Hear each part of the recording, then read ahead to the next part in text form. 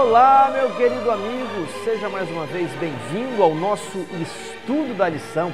Sim, você, mesmo em quarentena, mesmo sem ter uma igreja aberta, professor ou professora, você está aqui mantendo firme o seu interesse, o seu aprofundamento pelo estudo da Bíblia. E é isso que importa, a lição sempre nos levando a estudar a Bíblia. E essa lição aqui tem por título Como interpretar as Escrituras, como amolar o nosso machado, como ter mais clareza de raciocínio para entender o que Deus revelou a nós por intermédio dos profetas bíblicos. E a lição de hoje é a lição 7, idioma, texto e contexto.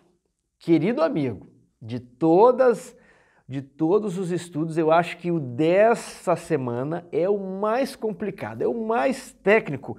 E se tivéssemos uma igreja aberta, ou aqueles que já estão com a igreja funcionando, vão ter talvez um pouquinho de dificuldade, porque é uma lição assim que a gente pensa assim, o que é que vamos falar, como que vamos explicar isso aqui, essas palavras em hebraico, shalom, misericórdia, como é que eu vou fazer? Então, eu decidi aprofundar um pouquinho, expandir um pouco mais o conhecimento para ficar mais fácil de entender essa lição.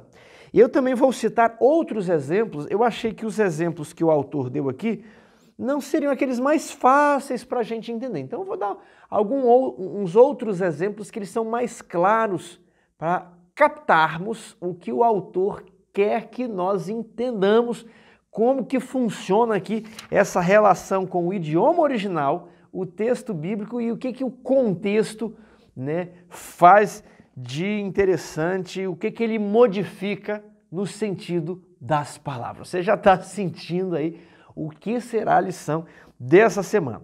Então, a lição de sábado fala que existem aproximadamente 6.000 línguas e a Bíblia só foi traduzida para 600 idiomas. Então, existem muitos idiomas que precisam de uma tradução bíblica.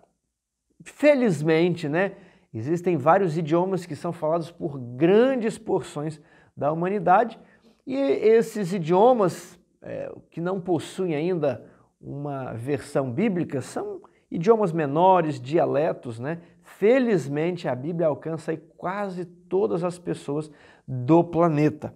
Porque, por exemplo, o inglês é falado aí por 400 milhões de pessoas, o português para quase 300 milhões, aí você tem o mandarim, você tem o espanhol, então rapidamente você abrange uma parcela grande da população. Resta ainda alguns idiomas tribais de menor expressão, que possuem menos falantes, é isso que eu quero dizer. Todos são importantes, Domingo, compreensão das Escrituras. A Bíblia serve para repreender, para corrigir, para aperfeiçoar o homem, para que ele seja perfeitamente habilitado para toda boa obra. Agora, como que a Bíblia foi escrita, Tiago? Em quais idiomas? É por isso que eu preparei uma linha do tempo aqui, para entendermos a cronologia das versões da Bíblia. Veja aí a nossa linha do tempo, a cruz, fixando ali o momento da morte de Jesus, antes de Cristo e depois de Cristo. Então, aqui embaixo eu vou falar sobre os autógrafos, que são os originais da Bíblia, eles são chamados de autógrafos. E aqui em cima eu vou falar sobre as traduções, as cópias dos originais. Então, eu tenho esse período no qual foram escritas as Escrituras judaicas. É o que nós chamamos hoje de Antigo Testamento em hebraico. Ele começou ali com Moisés, no século XV a.C., aproximadamente ano 1500 a.C., e ele terminou ali no fim do século V a.C., ali no período de Esdras e Neemias, aproximadamente ano 400 a.C. Tudo aproximado aqui essas datas que eu disse em anos, viu? Então, esse foi o período pelo qual as Escrituras judaicas, o Antigo Testamento, em hebraico foi escrito.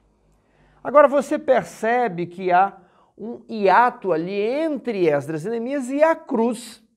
É o período de dominação grega. Lembra que havia o período de Babilônia, o período de Medo-Pérsia, que é justamente o período de Esdras e Neemias, aí eles morrem e entra o Alexandre o Grande, entra ali os 4 generais de Alexandre, os Seleucidas, os Ptolomeus. É esse período ali antes de Cristo, mas depois de Esdras e Neemias, que é o período, né, de dominação dos gregos. Por que é importante esse período?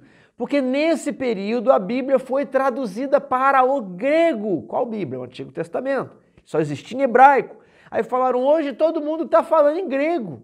Vamos então traduzir do hebraico aqui para o grego, para que a Bíblia também possa ser lida, para que o Antigo Testamento possa ser conhecido, né, de outros povos. E ali, lá em Alexandria, preparou-se uma tradução. A lenda diz que 72 anciãos se reuniram e que durante um período ali, se eu não me lembro, de 70 dias, eles traduziram todo o Pentateuco para o grego e que os 70 tradutores compararam as suas versões e as versões batiam com todas as palavras, utilizaram até as mesmas palavras. Então, por isso, veio-se a tradição, né, de que essa tradução também seria inspirada, porque seria um milagre divino ali que as traduções dos 70 e tantos anciãos estivessem, né, equivalentes, iguais praticamente, as mesmas palavras. Porém, isso acredita-se não passar de uma lenda, um mito, né? E acredita-se que essa tradução do hebraico para o grego durou bem mais de 70 dias, durou ali talvez vários anos, né? E talvez houve várias versões gregas da Bíblia hebraica. Mas o que eu contei essa história aqui, para você memorizar isso aqui, que isso aqui é importante quando você ouvir falar sobre a Septuaginta. Septuaginta é a versão dos 70. Septuaginta é a Bíblia em grego, o Antigo Testamento em grego. Então veja aí, ó. Septuaginta, Antigo Testamento em grego, foi traduzido nesse período aí antes de Jesus. Então, no dia de Jesus, nos dias dos apóstolos, havia a Septuaginta. E eles podiam então utilizar da Bíblia em hebraico ou se utilizavam da Septuaginta. Paulo utilizou bastante a Septuaginta. Tiago, por que isso aqui é importante? Porque muitas vezes, quando as pessoas vão traduzir a Bíblia do hebraico para o português ou para as línguas modernas, eles pensam assim, eles se deparam com algumas dificuldades. O que isso aqui quer dizer mesmo? Tá difícil essa palavra em hebraico. Vamos dar uma olhada na Septuaginta? Porque os tradutores da Septuaginta falavam hebraico e falavam grego. Então, às vezes, a Septuaginta lança um pouco de luz sobre uma questão ali do hebraico, porque você vê como que as pessoas da época de Cristo, né, traduziram aquilo para o grego, como que eles entendiam aquilo. Então é importante você conhecer essa tradução, Septuaginta. E ali depois de Jesus, os apóstolos escrevem o Novo Testamento. Em que língua? Em grego, que começou a ser escrito no ano 50 até o ano 90 depois de Cristo. Só que o grego foi sendo trocado por outra língua, que é o latim. E logo depois que os discípulos e apóstolos morrem, não muitas pessoas mais falavam grego. E ali por volta do ano 200 depois de Cristo, há uma transição do grego para o latim. O latim passa a ser a língua dominante, o latim é a língua do Império Romano, né? Claro que o Império Romano tinha muita influência do grego, que foi o império que veio antes dele, né? Mas agora o latim já estava se expandindo e se tornando a língua dominante de todo o império. E ali mais as pessoas não falavam o latim. Até veja que interessante, por que a Bíblia é traduzida para o grego, a Septuaginta lá? Por que as pessoas já não estavam mais lendo o hebraico? Lembra lá na época de Esdras e Neemias que ele precisava ler o hebraico e explicar em aramaico? As pessoas já não estavam com o domínio do hebraico. Nos dias de Cristo também você tinha o Targum, que era uma explicação ali em aramaico de porções do Antigo Testamento. E agora no Novo Testamento, que foi escrito em grego, o tempo passou e as pessoas já não falavam nem hebraico e nem grego. E aí falaram assim, vamos traduzir a Bíblia para o latim, que era a língua do povo. Então algumas traduções não muito boas foram feitas para o latim. Até que no século IV falaram assim, olha, vamos fazer uma tradução aí da igreja, bancada pela igreja. Então convidaram Jerônimo, a Vulgata Latina de Jerônimo. Ela possui o Antigo e o Novo Testamento em latim. E ela foi iniciada ali no século IV e durou até o período dos reformadores. Então, Vulgata Latina, ok? Vulgata de Jerônimo, isso é importante. A Bíblia é em latim, a Bíblia que a igreja utilizou aí durante toda a Idade Média. E era uma Bíblia que ela esse Vulgata vem da palavra vulgar. O que é vulgar hoje? Vulgar é algo, né, que está na boca do povo, são as palavras vulgares, né, que hoje tem um sinônimo assim de algo que qualquer um fala, como se fosse um palavrão, né? Pessoas educadas não falam palavrão, não falam coisas vulgares. Mas na época de Jerônimo não havia esse sentido. Aliás, eu acho que ela recebe esse nome vários séculos depois de Jerônimo, mas que o vulgar é a língua do povo. É o que o povo fala. As pessoas que não têm tanta formação cultural falam o latim vulgar, né? A língua do povo. Então, esse latim ali de Jerônimo era lido pelo povo. Mas vem um tempo em que as pessoas deixam de falar latim. O latim também ele é sobreposto por outras línguas, como o português, o francês, o inglês, né? Então, havia necessidade agora de traduzir a Bíblia para uma linguagem que o povo é capaz de ler. Então, sempre lembre-se disso.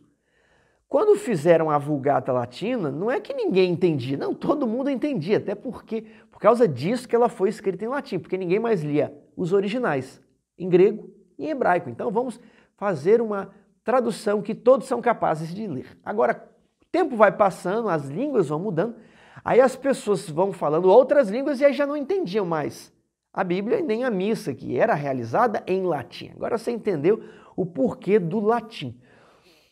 Muitas pessoas tentaram traduzir isso para outras línguas e a Igreja Católica Romana não via isso com bons olhos. Uma dessas pessoas que tentou traduzir a Bíblia foi John Wycliffe e ele tentou traduzir a Bíblia para o inglês. Tiago, mas ele tentou traduzir de qual, versão da Bíblia? Ele não buscou os originais, ele traduziu a Vulgata, então foi uma tradução do latim para o inglês. Então, era a tradução da tradução, ok? Mas, felizmente, o John Wycliffe, ele começa ali um movimento, ele potencializa algo, ele não só traduziu a Bíblia, mas ele escreveu outros livros, mas ele começa a colocar a Bíblia aí na linguagem que algumas pessoas que liam inglês falavam. Ele começa um movimento que vai despontar lá, que vai chegar ao seu clímax na reforma de Lutero e Calvino. Então, a Vulgata Latina, ela tem essa predominância, ela continua depois da Reforma, é claro, porque a igreja diz que essa é a tradução oficial, ela não reconhece as outras traduções, mas Lutero ele traduz ali do grego para o alemão e depois você passa a ter aí Bíblias em francês, em inglês, em português. É a partir do século XVI que a Bíblia é traduzida para os idiomas modernos e é traduzida do original, do hebraico, do grego para os idiomas modernos. Então aqui você tem um vislumbre de como é que funcionou essa questão das línguas originais e das principais traduções. Irmãos, isso aqui é só assim um brinde, Tem muitos mais, essa história possui muitos mais detalhes e você precisa estudar isso aqui um pouco mais. Agora, Tiago, esses reformadores e esses tantos tradutores de Bíblia que produzem a minha e a sua Bíblia, eles traduziram a Bíblia do grego e do hebraico. Sim, do grego e do hebraico. Essas versões modernas vieram das línguas originais. Agora, Tiago, onde é que estão os originais? Esses autógrafos aí, em hebraico e grego? Olha, eles não mais existem. Tiago, se eles não mais existem, como é que foi feita essa tradução? De qual texto grego, de qual cópia foi feita essa tradução para o português? Será que nós podemos confiar nessas cópias? Como que funciona isso? Eu quero te contar um pouquinho sobre a transmissão do texto bíblico.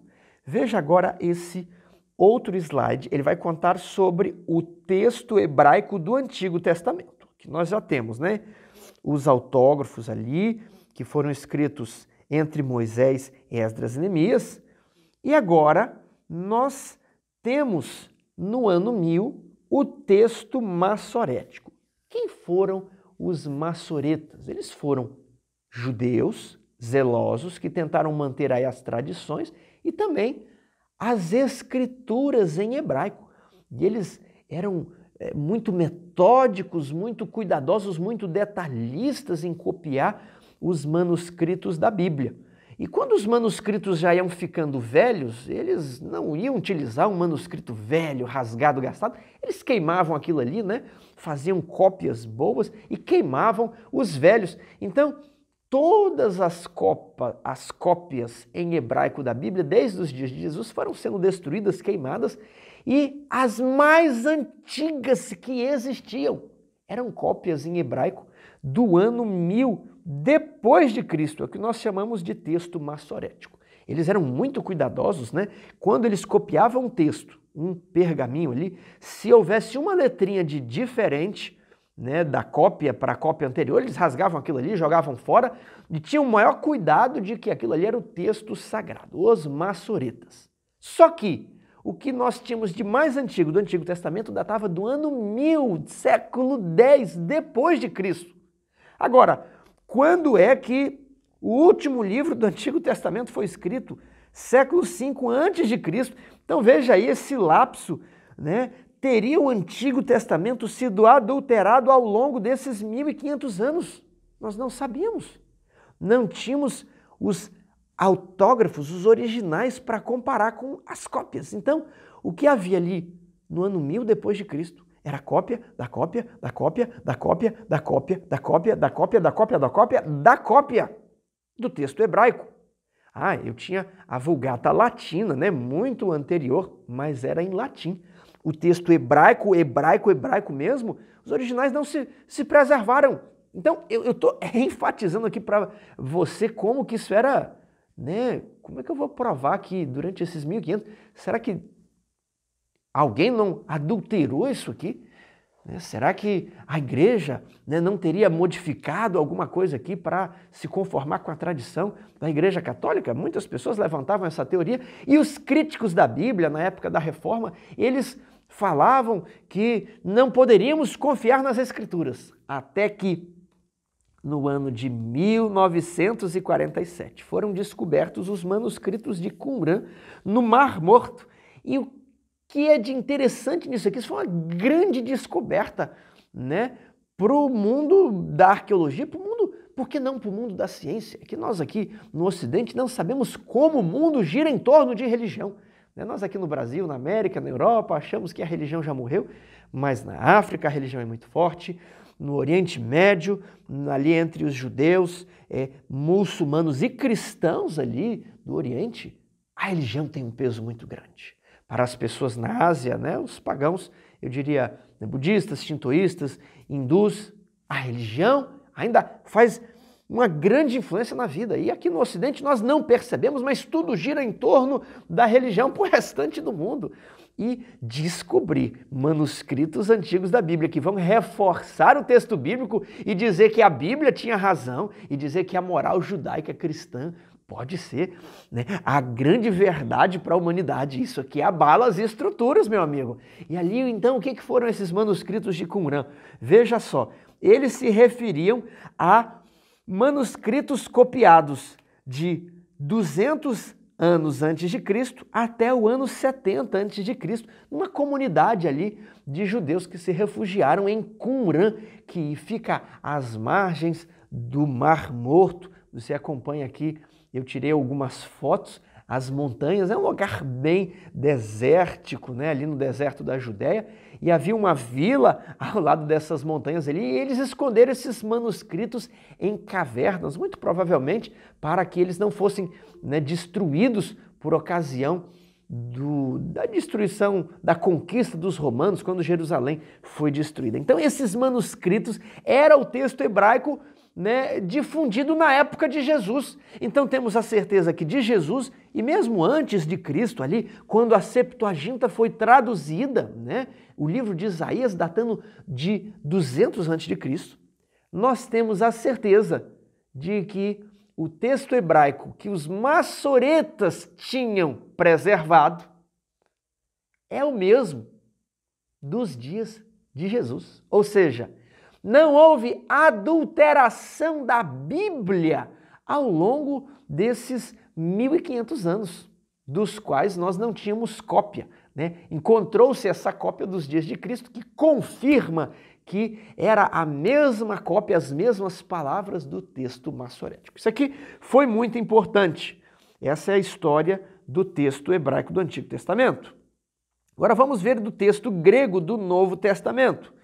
Amplie aqui o gráfico, né? Aqui eu tenho o Novo Testamento em grego, começou a ser escrito no ano 50 até o ano 90, e aqui eu tenho a Vulgata Latina, que era uma tradução de toda a Bíblia.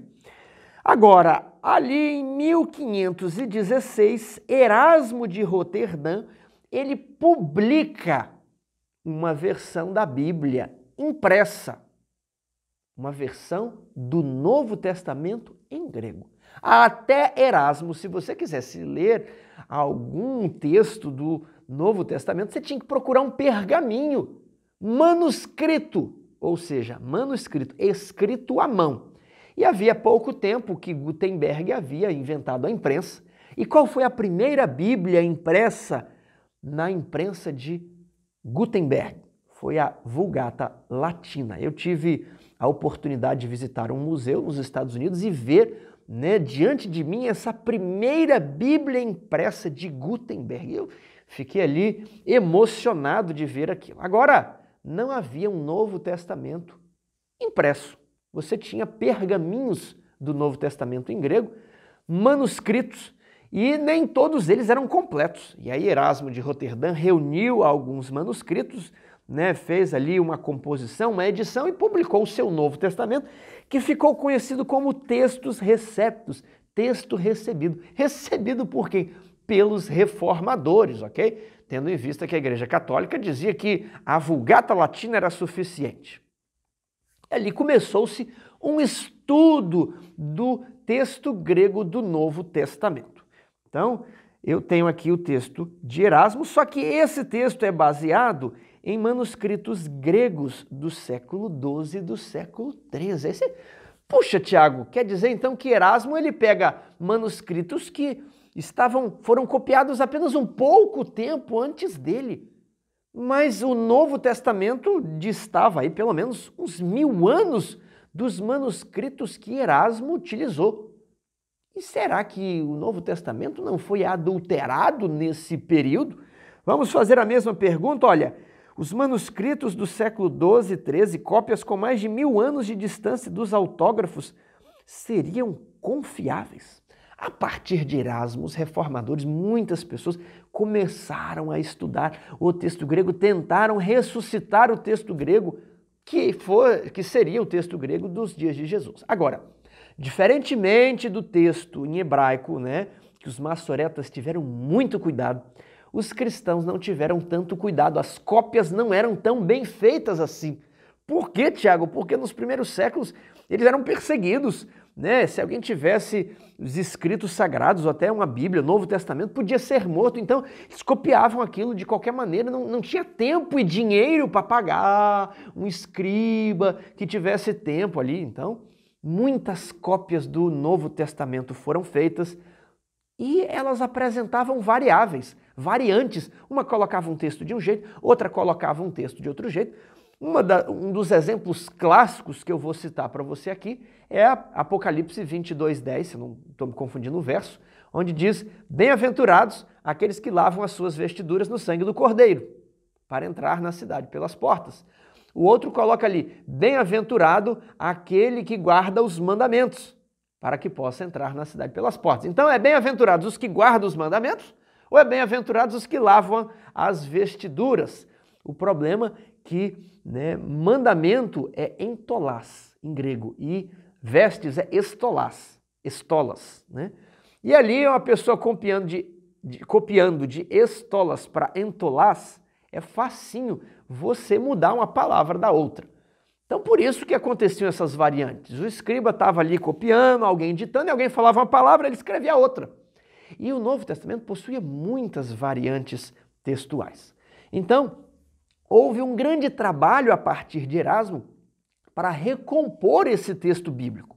Então, nós temos aqui, Konstantin von Tischendorf, em 1853, ele pesquisou lá e descobriu códigos sinaíticos do século IV.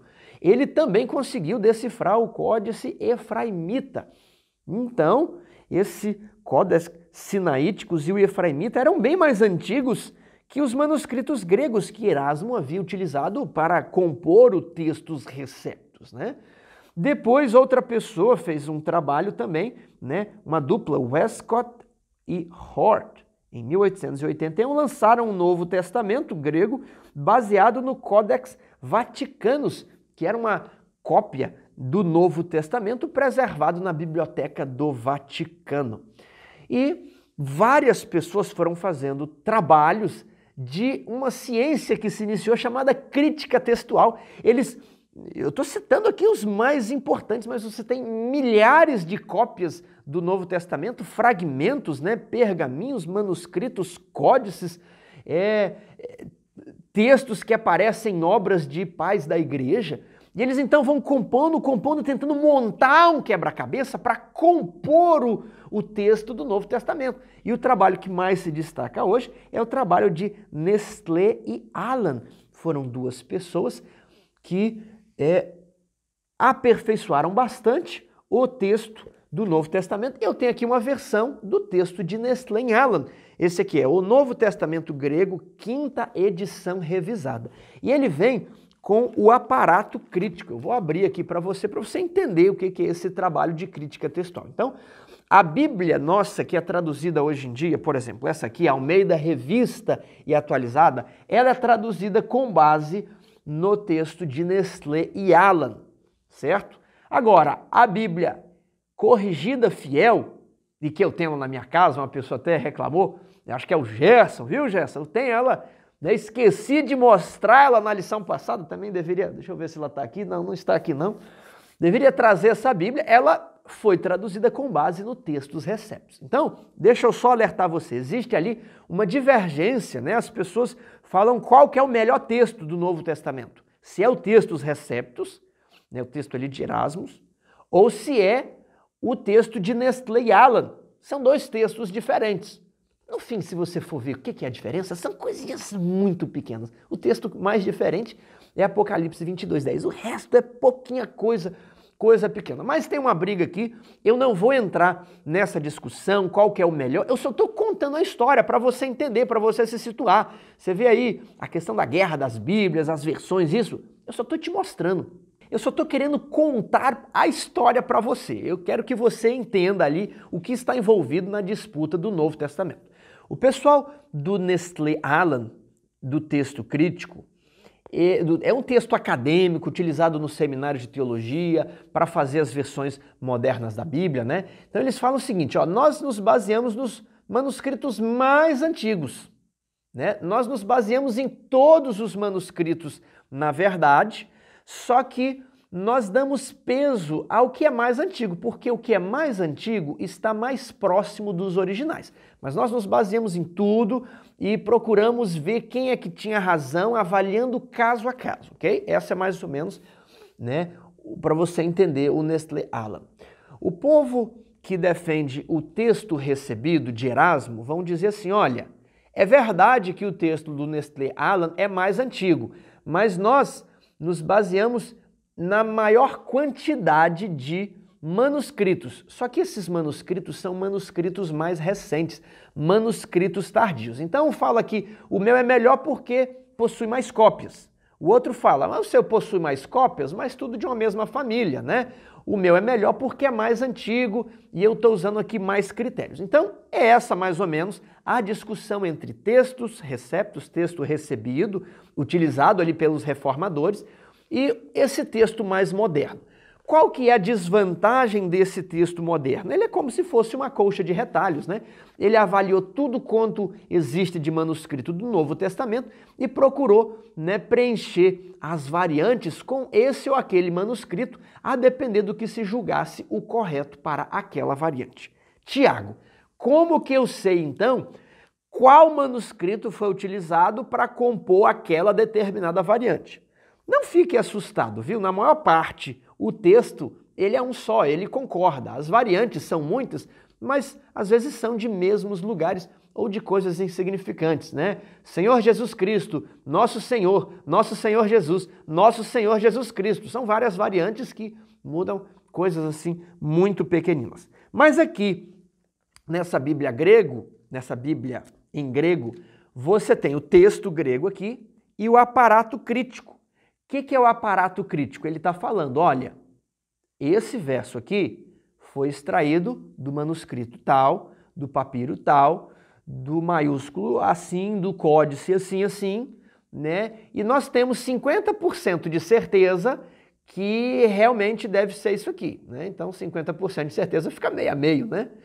Ah, nós temos 75% de certeza que deveria ser utilizado o códice sinaíticos, ou que deveria ser utilizado, né, esse outro papiro aqui, etc, etc. Então, é esse aparato crítico que diz de qual manuscrito veio aquele trecho utilizado, né, do texto grego, e esse aqui seria a Bíblia acadêmica, a Bíblia da qual são feitas as versões de estudo. Essa é uma versão de estudo para você, né, ao estudar a Bíblia, está fazendo a teologia. Ah, deixa eu ver se não tem uma variante textual justo para esse texto aqui, base do meu estudo. Ah, tem uma variante. De qual lugar que essa variante veio?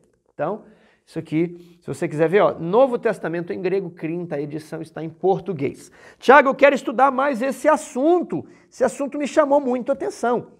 Esse assunto, ele é um assunto de crítica textual, a transmissão do texto bíblico.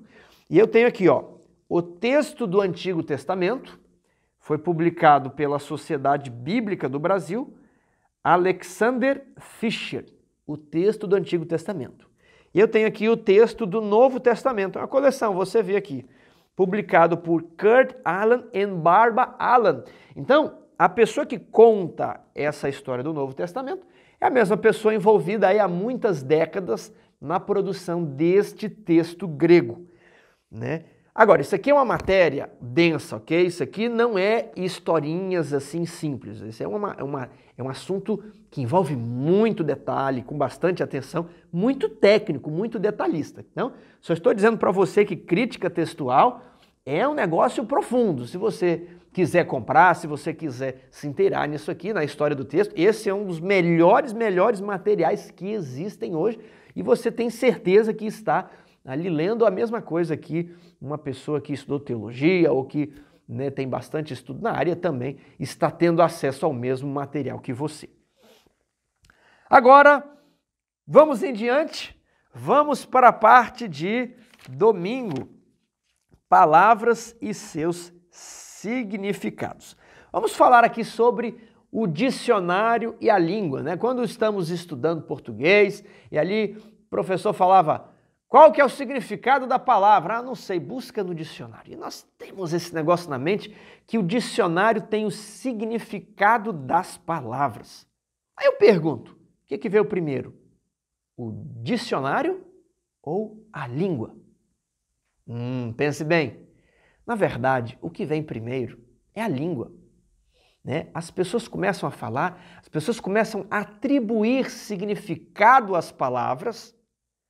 E depois, uma pessoa vai escrever um dicionário e ela coleciona o que as pessoas na sua época entendiam por palavra tal, por termo tal, e compõe o dicionário.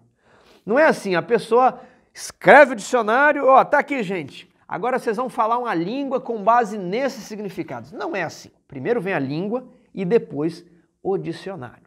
Então, assim também é com o termo, com as línguas bíblicas. Eu tenho aqui um dicionário, esse é dicionário internacional do Antigo Testamento. Então ele é um dicionário de hebraico, só que ele não funciona como os nossos dicionários. Palavra tal significa isso, palavra tal significa isso, palavra tal.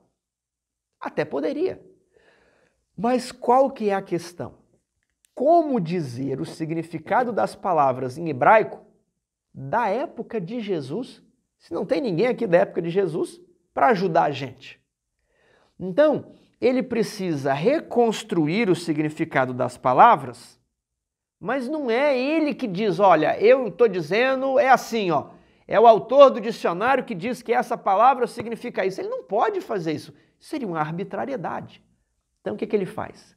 Ele estuda as ocorrências dessa palavra na língua, né, da Bíblia, nos escritos da época, e tenta entender, descobrir o que as pessoas da época queriam dizer com aquelas palavras. Então, eu quero mostrar aqui para você, daqui a pouco, como que funciona isso. O que eu quero que você entenda é que não são as pessoas, os teólogos ou o autor do dicionário que diz, ó, aqui no grego, né, dessa palavra aí tem uma palavra em grego e essa palavra significa isso, porque eu que estou dizendo, porque é o dicionário que diz. Não, o dicionário não inventa o significado. Ele apenas te guia para você entender como ele também entendeu o que aquela palavra significava. E como é que ele entende, Tiago? Pelo contexto. É o contexto que define o sentido dos termos. Vou dar um exemplo aqui em português. O que é pena? O que é pena? Se alguém te perguntar, o que é pena? Você pode falar e pode errar. Ou, o que eu responderia? Não sei, depende do contexto em que essa palavra está inserida. Letra A, você não tem pena de sua mãe? Pena aqui seria compaixão. Você não tem dó da sua mãe? Agora, letra B, esta galinha vai ficar sem pena. Pena, a cobertura ali, uma parte do corpo da galinha. Letra C, o prisioneiro cumpriu metade da pena. Pena como castigo. Letra D, Pena abaixou a cabeça e chorou. Pena como nome de alguém, Afonso Pena, né? Pena abaixou a cabeça e chorou. Então perceba que a palavra é a mesma, mas ela recebe significados diferentes a depender do contexto que ela aparece. É isso que o autor da lição quis falar aqui em segunda, né? Que as palavras, né, elas vão significar coisas a depender de onde elas aparecem. O seu significado depende do contexto e assim também é formado um dicionário. Então, eu quero dar um exemplo aqui mais prático, mais fácil de você compreender. Veja aí, ó. Exemplo, o uso de vinho na Bíblia. Aí eu pego 1 Samuel 16:20. Tomou, pois, Jessé um jumento e o carregou de pão, um odre de vinho e um cabrito, e enviou-os a Saul, por intermédio de Davi, seu filho. Ah, esse vinho aqui que Jessé enviou para Davi, para os jovens beberem, era suco de uva ou era vinho fermentado, né? Aí eu entro lá nos originais, em hebraico, e eu vejo que essa palavra é yain. Ela tem um código 3196, da referência Strong, yain. Ah, então eu tenho aqui um código, você não precisa saber em hebraico. Se você soubesse código, você seguia. Aí você entra lá no Bible Hub e vê Gênesis 9, 20 a 21. Sendo Noé lavrador, passou a plantar uma vinha e bebendo do vinho embriagou-se e se pôs nu dentro de sua tenda. Ficou bêbado de cometer loucuras, de tirar a roupa e sair por aí. E então você vai olhar no original e é a mesma palavra, yain. Então você pensa, bom, se foi esse vinho aqui que Noé bebeu, é a mesma palavra do vinho ali que Jessé enviou para Davi. Leva vinho para os seus filhos. E aí você conclui que pode beber vinho. Mas o que nós estamos estudando aqui esse trimestre? Você precisa verificar todas as referências, todas as ocorrências de uma mesma palavra. E é assim que funciona um dicionário. Infelizmente, sobre vinho, eu olhei aqui no dicionário e ele escreve pouca coisa, porque talvez para eles essa questão de vinho não é tão importante. Mas para nós adventistas, que não fazemos uso de bebida alcoólica, nós temos, né, um estudo mais aprofundado sobre vinho. Aqui ele nem faz muitas distinções, né, não fala muita coisa. Mas em outros termos, ele fala muito mais. Por isso você nunca confia num comentário. Você tem que ser bereano, você lê o comentário bíblico e vai na Bíblia conferir. Será que é assim mesmo? Como é que aquele autor chegou nessa conclusão? Como é que o autor do dicionário descobriu que essa palavra significa isso? Ele não pode inventar, ele tem que te mostrar o caminho. E é isso que o dicionário faz, ele te mostra as várias passagens e mostra como aquela passagem, aquela palavra é utilizada nas diferentes passagens. Tiago, como nós vamos resolver isso aqui? Comparando texto com texto, ampliando aqui a nossa amostragem. Vamos pegar um outro texto aqui, ó. Neemias, capítulo 13, verso 15. Naqueles dias, vi em Judá os que pisavam lagares ao sábado e traziam trigo que carregavam sobre jumentos. Como também vinho. Que tipo de vinho? Yaim. Uvas, figos, toda sorte de cargas que traziam a Jerusalém no dia de sábado. Tiago, eu não entendi o que você quer dizer com esse vinho aqui, né? Não entendi como isso aqui pode trazer luz sobre a nossa discussão. Preste atenção na pergunta que eu vou te fazer. O Yaim de Neemias 13:15, ele é suco de uva ou é um vinho fermentado?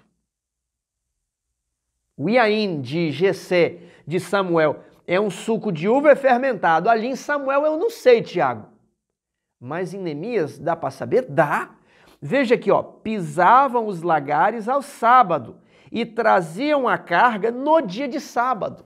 Pisava, vamos imaginar o lagar aí de manhã, nas horas do sábado, depois levava um suco de uva fresco, de um suco de uva que foi produzido recentemente. Está compreendendo aqui? Então, esse vinho de Neemias, ele se refere a um suco de uva que foi pisado recentemente. Então, não podia ser fermentado. Tinha que ser fresco. O que eu quero dizer aqui? Como é que nós vamos elucidar este assunto? Yaim é uma palavra que se traduz por vinho. E ela pode ser utilizada tanto para vinho alcoólico como para vinho suco de uva. Antigamente, não se fazia distinção, né? Hoje nós utilizamos vinho só para alcoólico, só que há 200 anos atrás, se você for olhar o dicionário, o vinho era tanto suco de uva ou vinho fermentado. Essas palavras tinham outro significado na época. Na época, em hebraico, Yaim pode ser, então, vinho fermentado ou vinho suco de uva. Quem vai determinar o que ele é? O contexto. Noé bebeu e ficou bêbado. Então, ele bebeu o fermentado. Agora, Jessé enviou para os filhos, provavelmente é o suco de uva puro, que não fazia sentido no meio de uma guerra eles ali ingerir bebida alcoólica. Tudo bem? Ainda mais os judeus que encontramos no Antigo Testamento para que o vinho, o álcool não seja utilizado. Vamos aqui para uma outra referência na Bíblia, Gênesis 17:1. Eu coloquei aí na tela o Bible Hub, é um aplicativo que nós temos acesso à Bíblia em hebraico. Qualquer pessoa pode ter acesso, você pode ter acesso. Ah, Tiago, está em inglês, é só você clicar com o botão direito e pedir para o Google traduzir tudo, ok? E ali você já consegue entender. Então você tem ali na primeira linha os códigos da referência Strong, depois você tem a transliteração de como seria a pronúncia em hebraico, aí você tem o hebraico, aí você tem ali em laranja em inglês e embaixo a classe gramatical, se é substantivo, se é numeral, se é adjetivo, né? Então, Gênesis 17:1. Quando Abraão atingiu a idade de 90 anos, o Senhor apareceu a Abraão e disse: Eu sou o Senhor, nem sei como é que está na minha Bíblia aqui, Altíssimo, Almighty God, né?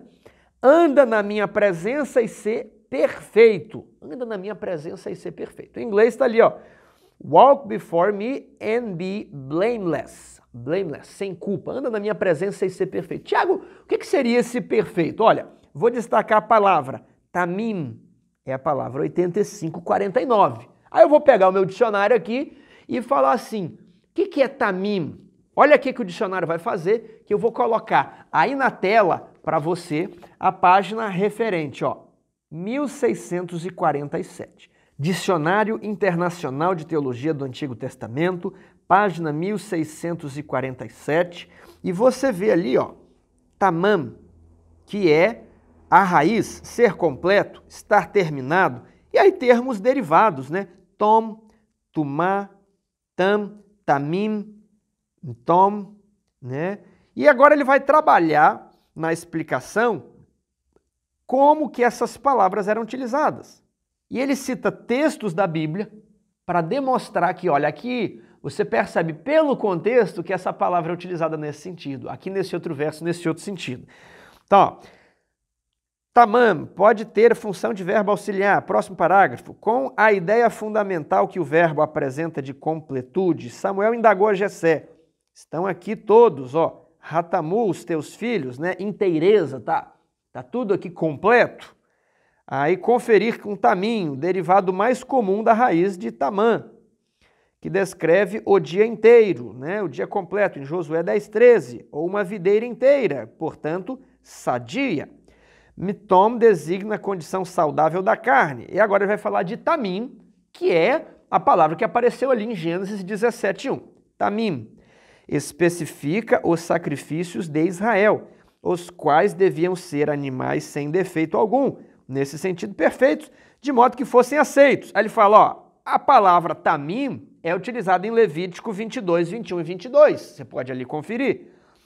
Como tipos de Cristo, Cordeiro Divino sem defeito. Aí ele citou 1 Pedro 1,19. A conversa que é tamim, Amós 5,10, corresponde àquilo que é íntegro, totalmente de conformidade com a verdade dos fatos. Eliú pôde assegurar a Jó, as minhas palavras não serão falsas, contigo está um que tem perfeito, tamim, conhecimento. Pôde fazê-lo por causa da sua inspiração por Deus, que é perfeito no conhecimento. No sentido absoluto, são atos, né? E ele vai falando ali, explicando e citando os textos da Bíblia. Então, tamim é a mesma palavra que Moisés utilizou para descrever o cordeiro que era trazido para sacrifício, um cordeiro puro, sem mancha, perfeito, né? E aí Deus fala para Abraão, ó, anda na minha presença e seja tamim, né? Como um cordeiro puro, sem mancha. É isso que o perfeito ali significa. E você tem o dicionário aqui, né, nos guiando nessas outras passagens. Dá para não utilizar o dicionário? Dá. Aí você tem que fazer serviço braçal. Você vai lá no Bible Hub, procura as referências e vai lendo texto com texto, texto com texto. E até que quando eu preciso vir no dicionário para, né, economizar tempo, qual é a palavra? E ele já me dá os principais usos daquela palavra, eu vou lá e confiro, né, como que aquela palavra foi utilizada naquela passagem. A gente não pode se fiar inteiramente aqui. O dicionário, né, temos que ser bereanos. Então você vai lá e confere. Você entendeu como que a palavra ela vai sendo moldada pelo contexto e como nós podemos utilizar um dicionário e como essa palavra recebe vários significados a depender do lugar que ela aparece. Eu vou agora para a parte de terça-feira. Repetição, padrões de palavras e significados. O que são repetições? Né? Temos o exemplo de Isaías. Santo, santo, santo é o Senhor dos exércitos. Várias vezes você vê eles utilizarem a mesma palavra repetida várias vezes. É que não havia o negrito, né, que nós temos no Word para o escriba fazer em hebraico. Ele repetia a palavra para dar uma ênfase que é muito santo. Hoje nós escrevemos em caixa alta, sublinhamos, colocamos em negrito. Naquela época eles utilizavam a repetição. Nós temos também, né, na poesia hebraica o paralelismo. Ó Senhor, como são belas as tuas obras e como os teus caminhos são bonitos, né? Então, ele repete a mesma ideia, uma atrás da outra, em palavras diferentes, para dar um maior significado, para enfatizar aquilo que ele está falando. Nós temos aqui em Daniel 3 uma repetição, com variações, da expressão imagem que Nabucodonosor tinha levantado. Aí nós vemos também que imagem aparece em Apocalipse 13, imagem ali, imagem aqui. Então isso vai nos dar uma ideia de como interpretar a Bíblia. Você precisa ficar atento a esses detalhes, a essas palavras que são repetidas na Bíblia. Lembrando que o texto inspirado é o texto grego e o texto hebraico. A tradução não é inspirada, a tradução é uma tradução e às vezes ela erra, como ali sacrifício diário em Daniel 8, que não tem nada de sacrifício diário, é tamid, contínuo.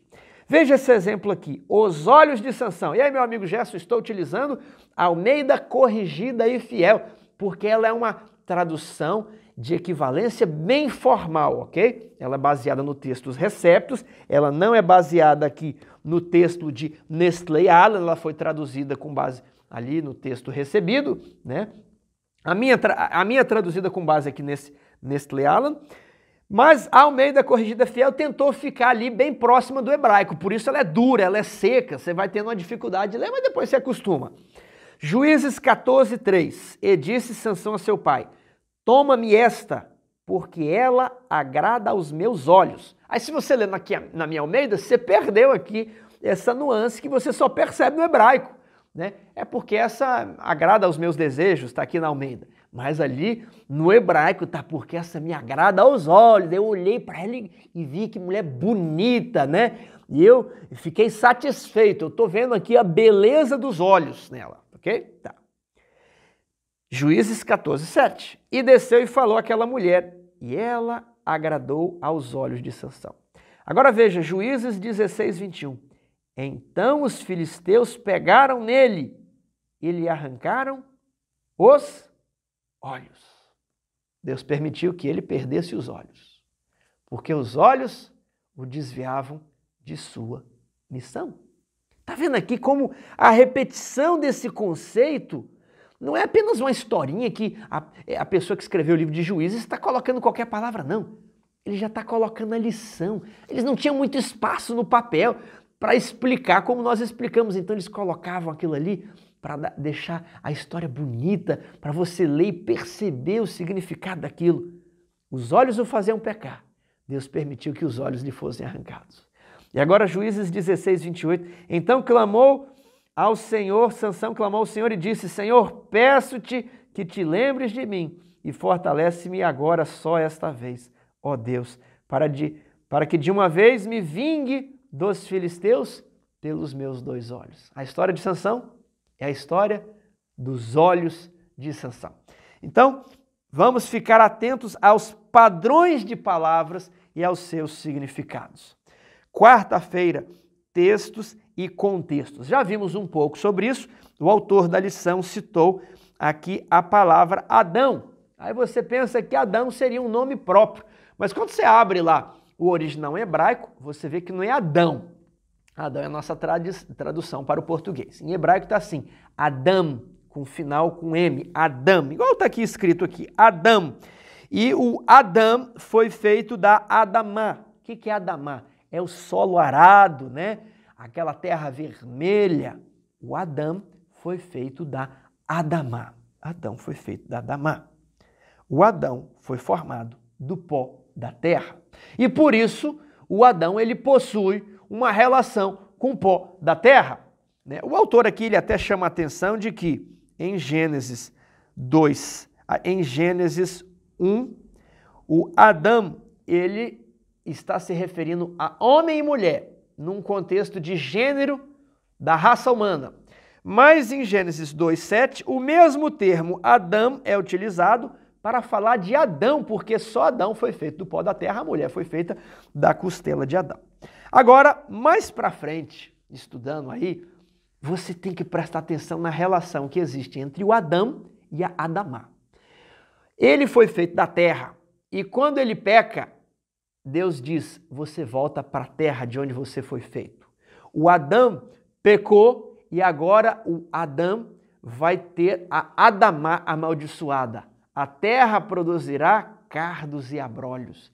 E para que você coma e você sobreviva, você vai ter muito mais esforço para lidar com a Adamá, porque maldito é você e a terra da qual você foi feito. Então, quando nós conseguimos aprofundar um pouquinho mais no texto, nós vemos, né, um maior sentido. Não vemos mais em preto e branco, mas vemos em cores. Agora, quero dizer, meu amigo, você não precisa saber grego e hebraico para entender a Bíblia. Qualquer um pode entender, e mesmo os que não entendem grego e hebraico podem fazer essa pesquisa aqui mediante o código Strong. Isso aqui tá... Gente, hoje nós estamos na era da modernidade. Hoje tudo tem ferramentas, para tudo tem ferramentas online. Você pode comprar esses livros aqui. Qualquer pessoa pode comprar isso e ler. Né? Você não precisa fazer uma faculdade, um curso, isso aqui está disponível a todos. Então, cuidado quando a pessoa fala, olha, somente aqueles que leem grego e hebraico podem entender a Bíblia. Mentira, né? Qualquer um pode entender a Bíblia por meio do português, é apenas alguns detalhes que você se aprofunda. E mesmo esses detalhes estão disponíveis para você. Agora, a parte de quinta-feira, livros e sua mensagem. Como você vai estudar o livro de Naum? Estou pegando aqui de cabeça. Naum, se eu não me engano, é um livro bem pequenininho ali e ele é uma mensagem de juízo para Edom. Edom ou Nínive? Vamos conferir? Naum fala sobre Nínive, não é sobre Edom não. É um outro profeta menor que fala sobre Edom. Naum vai falar sobre Nínive, a condenação de Nínive. E a lição está falando que você deve fazer algo que a minha Bíblia já traz aqui. Ó. Ela tem aqui o tema. Qual que é o tema desse livro? A condenação de Nínive. Quando foi escrito? Ó, por volta do 7º século antes de Cristo. Aqui havia o rei de Judá, talvez havia o rei do norte também, né? O rei do sul e o rei do norte, Israel e Judá. E ali você vai entender que um profeta de Israel vai proferir um juízo sobre a Síria, que a sua capital era Nínive. Então você vai pegando, quem que é o autor? Quando que ele viveu? Né? Qual que é o tema, o contexto aqui? Né? Jonas também vai lá para Nínive, para as terras da Síria. Então, você, por meio do contexto, vai tentando destravar alguns textos difíceis da Bíblia. Quando nós estudamos só um texto e nos aprofundamos nele, nós chamamos de exegese. É o aprofundamento assim vertical num texto da Bíblia. Agora existe um outro estudo que é teologia sistemática. Você pega as várias partes da Bíblia e vai se apoiando aqui, vai se juntando. É o que nós vemos todo sábado em em Lucas 24. Importava que de mim se cumprisse tudo o que está escrito na lei, nos profetas e nos salmos, ok? Agora eu quero deixar bem claro e repetir mais uma vez que nós não podemos fazer exegese sem teologia sistemática. Porque se eu me fechar ao contexto, preste atenção, de todos os profetas bíblicos, se eu me fecho ao contexto de Moisés, ao contexto de Daniel, eu vou pegar aqui só Naum, só vou pegar aqui. Ah, tem um texto difícil, eu tenho que extrair daqui. Aí uma pessoa fala assim, olha, veja aqui Obadias, talvez... Não pode pedir ajuda de ninguém. É só daqui. Isso não me parece ser muito inteligente, mas é o que é defendido como exegese. Cuidado nisso aqui. Se você excluir as demais partes da Bíblia para tentar descobrir o sentido só dessa passagem aqui, pode ser que você chegue num resultado que não é apoiado pelo Espírito Santo, conforme ele revelou aos outros profetas. É por isso que existem os erros de Daniel, os erros de interpretação. A pessoa vai falar, não, vamos fazer uma exegese aqui, é só Daniel, ó, 2.300 tardes e manhãs.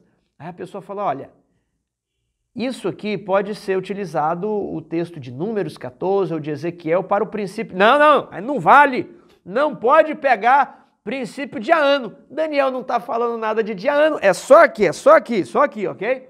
Não, mas Jesus disse aqui, ó, quem lê entenda. Então ele coloca, não vale Jesus, é só aqui. E aí a pessoa vai descer na exegese, sem olhar o contexto que o Espírito Santo guiou na formação da Bíblia, colocando livros diferentes, de autores diferentes, de épocas diferentes, onde ele mostrou situações diferentes, em contextos diferentes, sobre o mesmo tema, para outros profetas, que nos ajudam a elucidar aqui. Então, posso fazer exegese? Posso. Ótimo. Bom, maravilha, vamos fazer exegese. Mas eu preciso ter algumas pressuposições. A pessoa falou, Tiago, posso ou não posso ter pressuposições? Eu leio os comentários, não consegui responder ainda. Pode. Não pressuposições de ceticismo. Algumas você traz com você, não tem como se livrar delas. Mas algumas você precisa se livrar. Mas as pressuposições que nós temos que ter são as mais naturais e simples possíveis. Deus existe, Deus é bom, eu preciso ter fé, eu preciso entender um pouquinho aqui o grande conflito, eu preciso entender o santuário, que elas são molas mestras de eu interpretar a Bíblia. E aí sim eu faço a minha exegese, sempre pensando, não posso fazer a minha exegese e negar que Deus não existe, né? Vou fazer uma exegese aqui na morte dos cananeus. Ah, Deus não é de amor, porque mandou matar os cananeus. Não posso concluir isso.